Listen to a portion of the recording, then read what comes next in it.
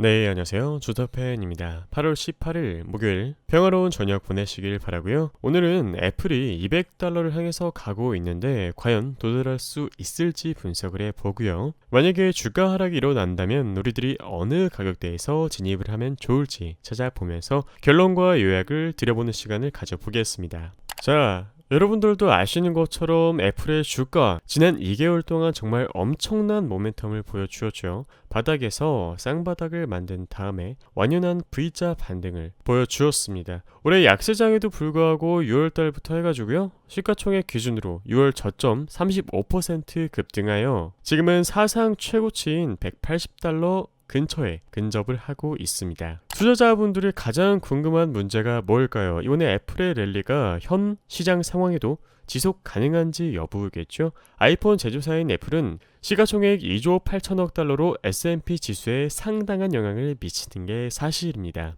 비교하기는 조금 그렇지만 한국 코스피 지수에 삼성전자가 상당한 영향을 미치는 것과 마찬가지죠. 시장이 상향 추세를 유지하는 데 있어 애플 주가 랠리가 매우 중요한 역할을 합니다.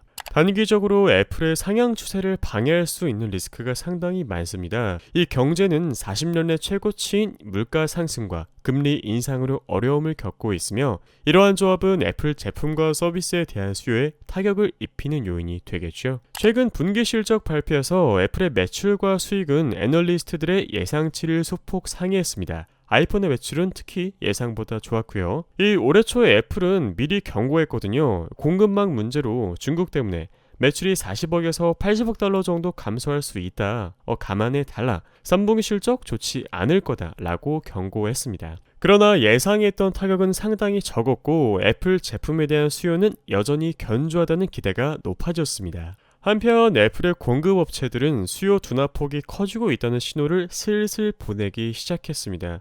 우리들의 마이크론 지난주에 현재 분기 매출이 6주 전 예상치보다 낮을 것이라고 경고하였고, 또한 퀄컴, 인텔, 엔비디아의 매출 전망도 약화되었습니다. 또한 이번 겨울에 코로나 확산세가 다시 나타난다면 중국의 코로나19 봉쇄 정책은 애플의 공급망을 조이면서 성장 계획에 장애물이 될 수 있겠죠. 이러한 리스크는 차치하더라도 애플의 주가는 이번 랠리 이후에 조금 비싸 보이는 게 사실입니다. 향후 12개월 동안의 주가 수익 비율이 27배에 이르는데 지난 10년 동안 평균은 17배였습니다. 현재 수준의 밸류에이션은 즉 조금 비싸다는 뜻이고, 시장이 다시 어려운 상황에 처하게 될 경우 정당화되기는 힘들겠다라는 것입니다.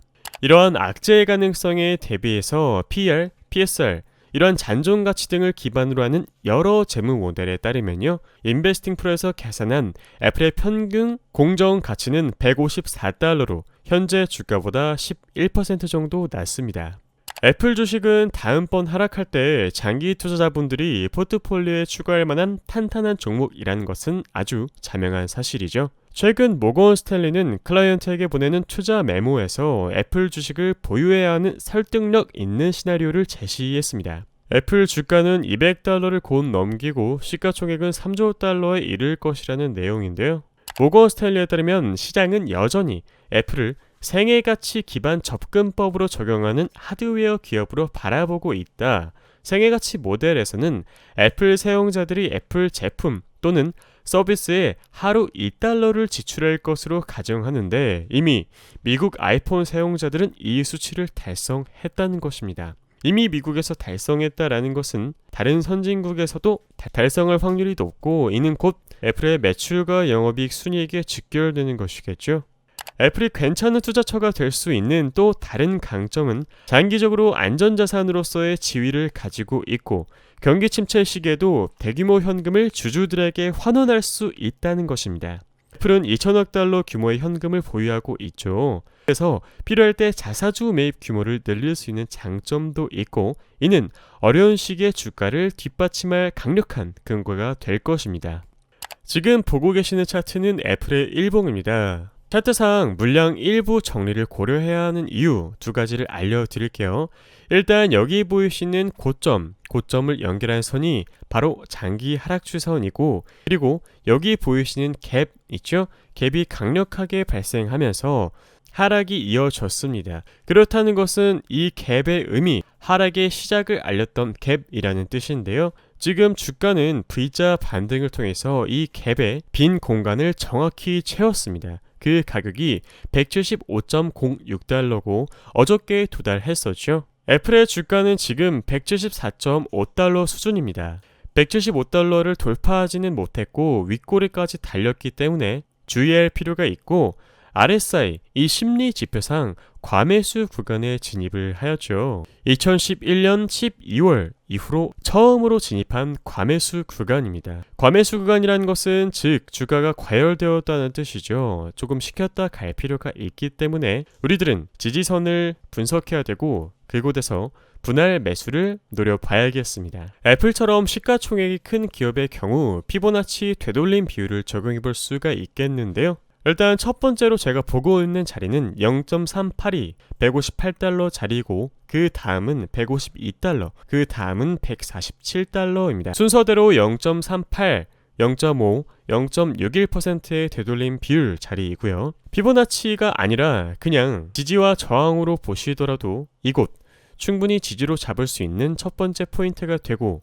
152달러 역시 눌림목 이후 강력한 장대 양봉을 만든 자리이기 때문에 충분히 2차 매수를 고려할 수 있는 가격대이고, 마찬가지로 147달러 역시 여기에 위치했던 매물대를 뚫고 올라갔던 곳이기 때문에 우리들이 지지선으로 체크해보고 대응할 수 있겠습니다. 꼭 아이폰뿐만 아니더라도 애플은 자율주행 칩이나 자율주행 차에 대한 신규 모멘텀까지 존재하고 있죠. 그래서 투자 가치가 가장 높은, 대체할 수 없는 종목이라고 생각됩니다. 오늘의 간단한 결론입니다.